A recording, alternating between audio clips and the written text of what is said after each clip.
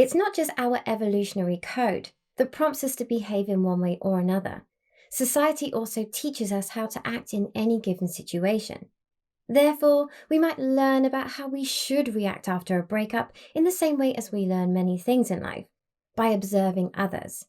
These others might be friends or family at first, then later on we might continue our learning through characters on TV or in movies, books, and songs. That's essentially how we end up on the sofa, either watching rom-coms or listening to 80s power ballads, and surrounded by beer and or wine, chocolate, crisps, a bowl of popcorn, a box of tissues, a tub of Ben& Jerry's, Hagen Daz if you're posh, and all consumed while clutching our ex's photo and wearing our ex's clothes. And that's just the guys. We fall into these kinds of behaviours so easily because not only do they feel right to us, but we can see how they also feel right to those around us. In this case, we must be doing something right, right?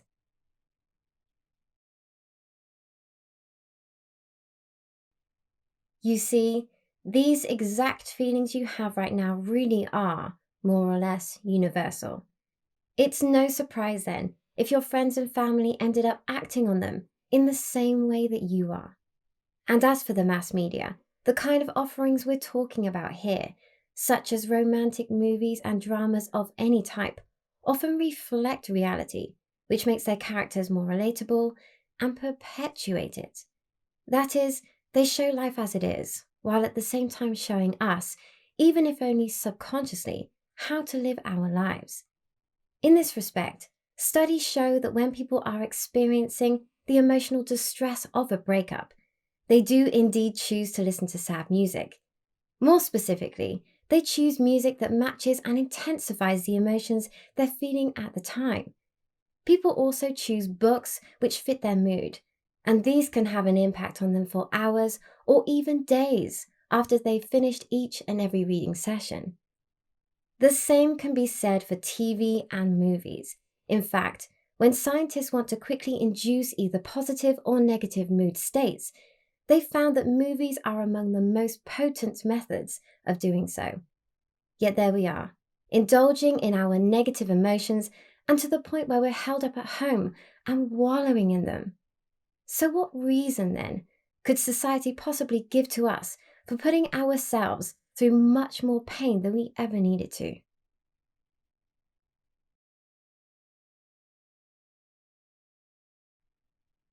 One of the problems with the mass media is its tendency to perpetuate information that might no longer be considered as fact, if it ever was in the first place. This problem has grown exponentially in an internet world where many websites just copy their information from other websites and don't actually do any research. For example, if you were to search the internet right now, no doubt you'll find many posts that list the various cathartic and overall health benefits of crying. In fact, if you were to read some of them, you would almost think that crying is obligatory, not just for getting over your breakup, but for your mental and physical well-being.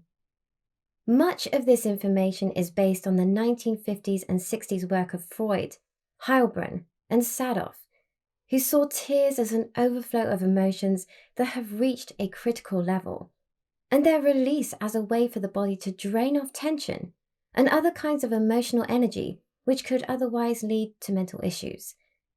Then there's the work which Frey did in the 80s, where he claimed that tears were necessary for removing toxic wastes from the body. This too is very popular in the blogosphere.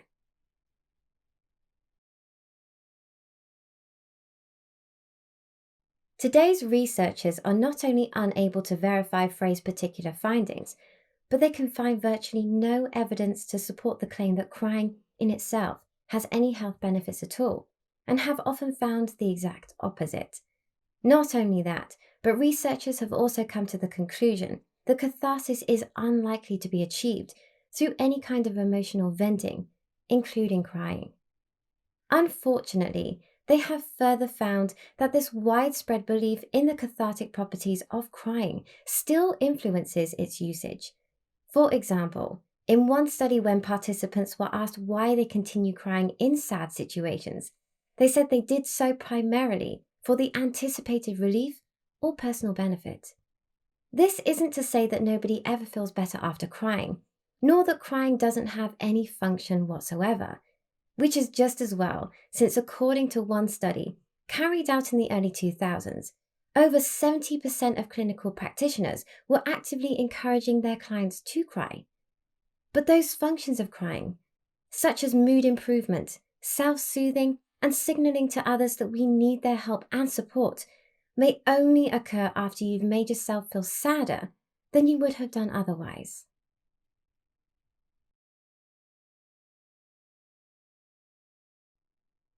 The truth, when it comes to submerging yourself in your negative emotions, is that it's not the crying which is important, nor is it what you're reading, what you're watching, or what you're listening to. It's what you're thinking about at the time and how you're using those thoughts to find a resolution to your problems that's critical. In this respect, if you're still under the influence of negative emotions, then firstly, you're more likely to think about negative things. And secondly, you're more likely to do so in a way that will only make you feel worse. The good news, however, is that moods really do change minds. That's why the things we'll ask you to do in step 2 of the breakup plan are aimed at changing yours back into something less negatively biased so you can look at your situation a little more objectively thereafter. But you have to do the things we ask of you if you want to get the results. You see, genetics and culture may well be partly responsible for the way you feel, but when it comes to feeling better, the person who needs to take all the responsibility and the person who needs to fight hard against all that programming and all that learning, no matter how hard it seems, is you.